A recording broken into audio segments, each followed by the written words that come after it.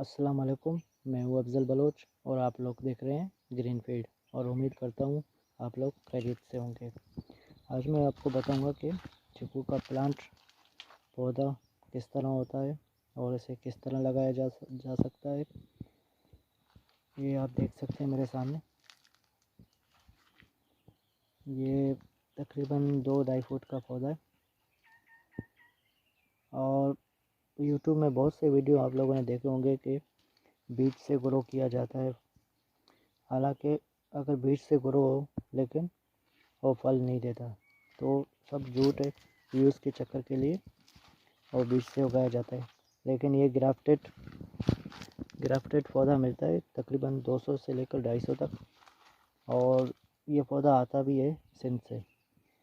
और चैनल को सब्सक्राइब करें क्योंकि इंशाल्लाह और बहुत जल्द वीडियो बनाऊंगा चीकू के बारे में जिसमें मुकम्मल इन्फॉर्मेशन दे दूंगा। तो अब हम देखते हैं आगे किस तरह ज़मीन में लगाया जाता है। जो मैंने लगाया वो मैं आपको दिखा देता हूँ। ये देख लें, ज़मीन में लगा हुआ पौधा तकरीबन 2 फुट और इसे लगाने का टाइम है जनवरी, फरवरी, मार्च।